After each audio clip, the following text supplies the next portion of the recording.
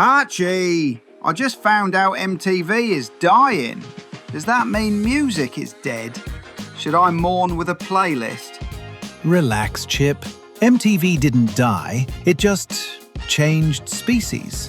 Think of it as evolving from a music channel into a reality show about people who forgot what music was. Wait, you mean the channel that gave us Michael Jackson, Madonna, Nirvana, is now full of teenagers arguing in hot tubs? Correct. And somehow that's considered content. What happened? Did someone play shuffle on television? Let's rewind. It's 1981. MTV launches with a single message. I want my MTV. It was revolutionary. A 24-hour channel just for music videos. The very first one?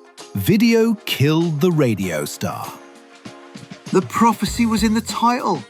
They literally announced the crime in the first song. Indeed. And for 2 glorious decades, MTV ruled the world.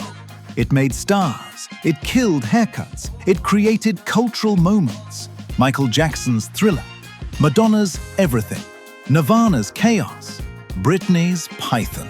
Simpler times. You watched music, wore denim, and cried when someone unplugged the VCR. Exactly. MTV was music's cathedral. Then came the adverts. Then the talk shows. Then the real world. The reality show.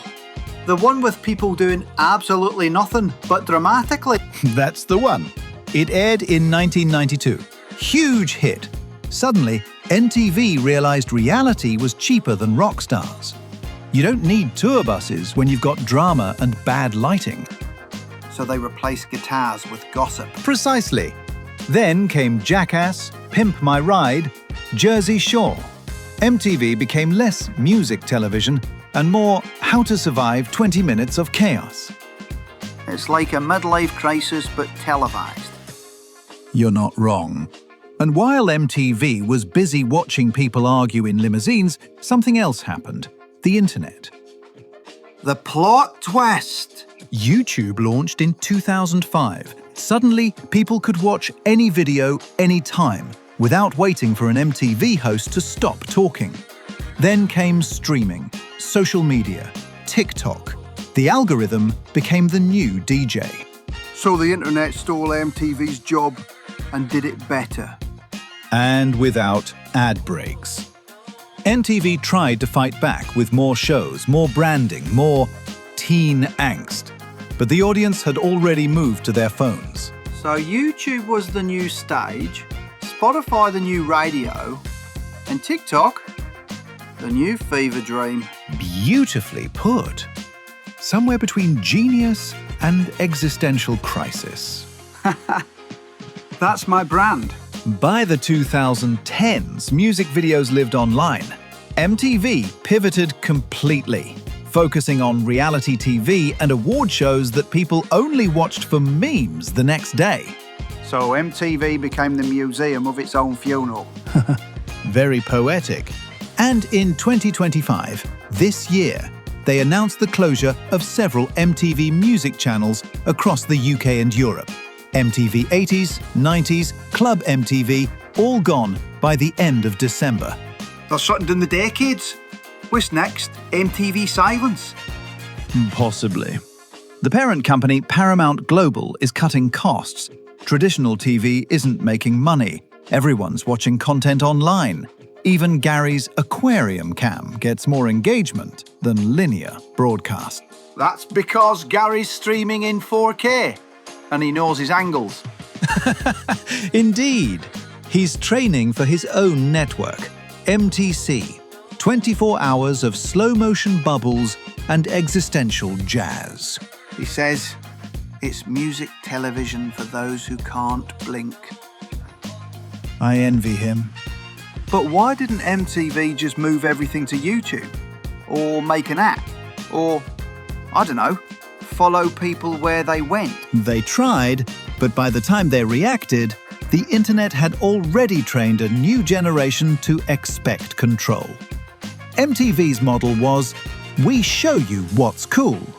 The internet's model is, you decide what's cool. So MTV wasn't killed, it was outvoted. Perfectly said.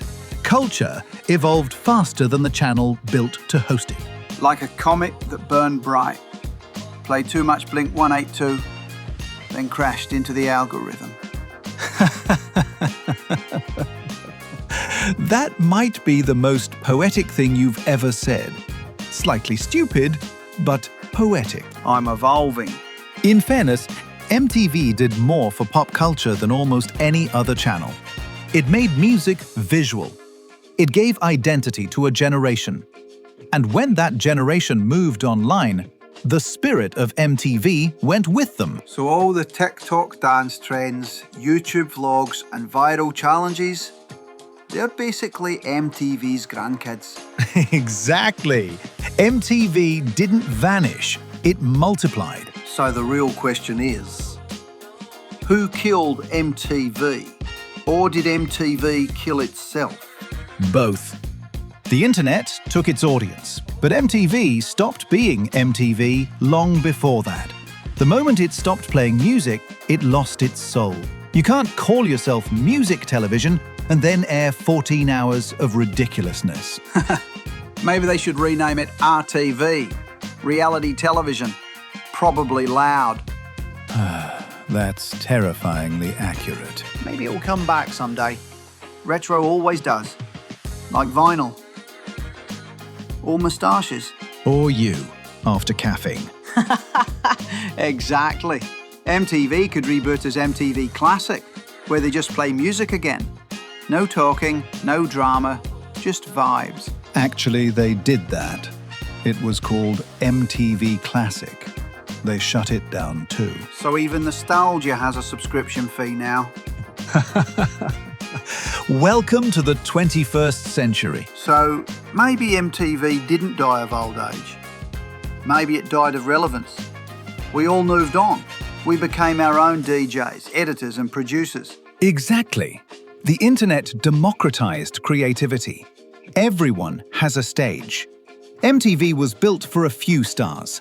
The web was built for millions of them. So we're all MTV now. A horrifying thought, but yes. And Gary's the head of programming. God help us all. You know what, Archie? Maybe MTV didn't vanish. It just logged in somewhere else. Nicely put. Culture never dies. It just changes format. From vinyl to video, from cable to cloud. So MTV didn't die.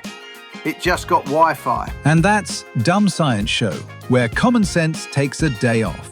And Gary broadcasts from the fishbowl above, streaming live in HD since 1981. He's going to win an Emmy before us, isn't he? Already nominated, mate. Cheers.